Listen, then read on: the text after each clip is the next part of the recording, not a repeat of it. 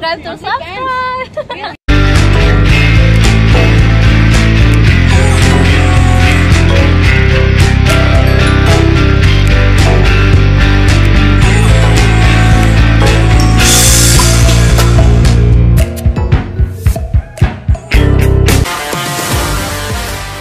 And I am, as you can see, there's a nice little walkway down here. It goes all the way down. There's lots of shops and cafes.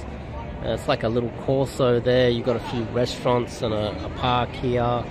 It's a nice little area right near a train station. And in this area, a lot of the girls have a lot of time. I just spoke to a girl and she's like, I'm not doing anything today. It's Saturday. What are you doing tonight? Nothing. Nothing at all. Totally free. Whereas if she lived in the city, she would be super busy with everybody hitting her up. But anyway, before we kick it off, I'm Dave, and this channel is dedicated to giving you no BS novel dating advice for the modern man. Top link in the description. Check out my website, onemansLifeMission.com. So, this location, it's nice little areas. Some nice buildings around here, nice apartments right on top of like a nice shopping area, and it wraps around. Both these blocks have lots of sushi restaurants and nice little restaurants around here. There's a park as well, and over the other side is the train station, so there's lots of flow of people coming in and out.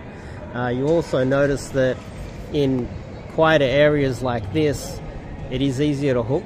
So the hook rate is always higher in smaller areas. Whereas if you were to do it in the city, a lot of the girls more likely would have their guard up. They'll be in a rush. They'll have things on. They'll have a lot of guys giving them lots of invites to parties and all these other things. We're not too far from the city. I think it's important to understand that a lot of guys, there's a lot of guys out there that would only approach in the city when they live in an area like this, which is a gold mine. We've met some really cute girls here that have a lot of time on their hands.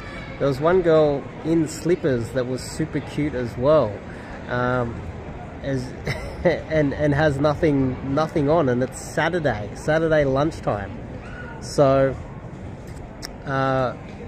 whereas if it was in the city, she might be dressed better. Doesn't mean that she's more attractive, but there's a very good chance that she is going out clubbing tonight.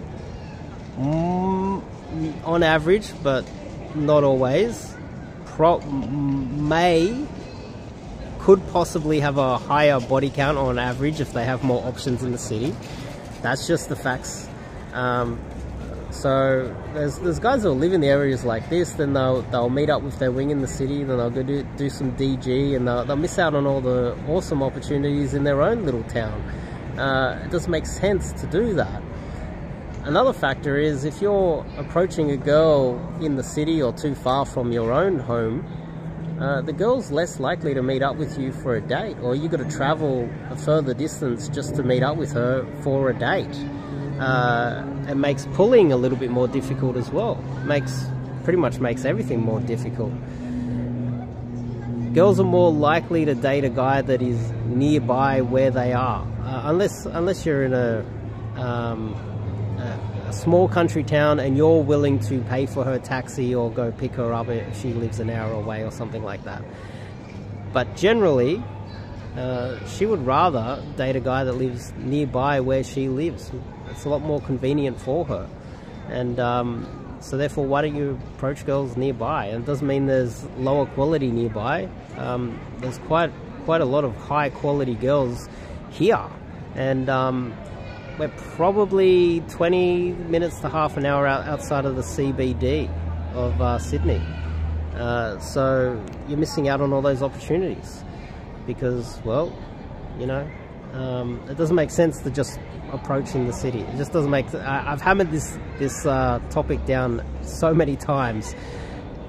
The other one is depending on the demographic of the girl, you should adjust your vibe and how you communicate. So, you know, some girls from overseas, they will come from a different culture than yours. Depending on what country they come from, you will have to adjust your vibe, the way you communicate, etc., etc. And if you have a cookie cutter approach where you approach with the same vibe all the time, then you might be missing out.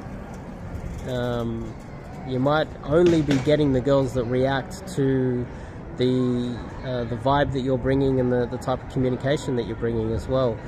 That means that over time you might notice, and a lot of guys do notice this, that they will approach all types of girls and that they will only attract a certain demographic of girl. Recently we were just talking about how some guys that only attract South Americans or Latinas or Brazilian girls, and that's because he doesn't adjust his vibe to the other demographics. So if he's only getting girls that are from a certain demographic, he's not really adjusting to who they are, and he might not be present while you're approaching them as well. That's another factor as well. I think that's important to take on board.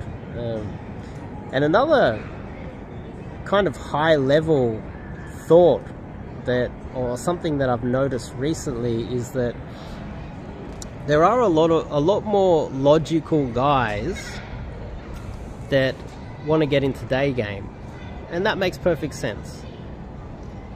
And then there's a lot of, like, say, generally younger guys that are cooler, they've got a good vibe, they're more fun to be around, that would prefer night game. Now the thing here is, it's funny, night game, if you are a younger guy that's very logical and you have no problem just getting to the point, let's just say you're one of those guys that will approach and go, "Hi, how you going? You want to go for a coffee?" You pretty much get straight to the point. A little bit too soon. You're not even giving them comfort. You're not even trying to build rapport before you even go for the pull or go for the hook. Some super logical guys that do that, they can be more suited to night game. Just keep that in mind. And a lot of those cool guys, the cool guys that love doing night game and dancing and you know, having sort of fun conversations, some of them will be very successful in day game. But one thing that is very common is that, very uncommon, is that very few guys flip between the two. Very few guys want to do day game and night game and become proficient in both. I noticed that after a short period of time, most guys, they just pick one. They go, I'm a day gamer now, or I'm a night gamer, or I just do online game. They pick one. I recommend that you guys try everything and you try to integrate both, and don't just assume that you're better at night game because you had a little bit of success, or don't the same as day game as well. Don't just assume that you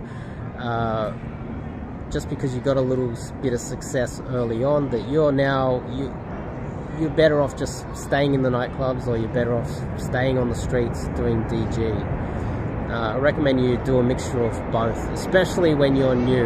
Don't get stuck in the behavior of just picking one thing and stuck in a routine, etc., etc. So, but anyway, I see I better get going. So anyway, that's just my thoughts. See you guys in the next video.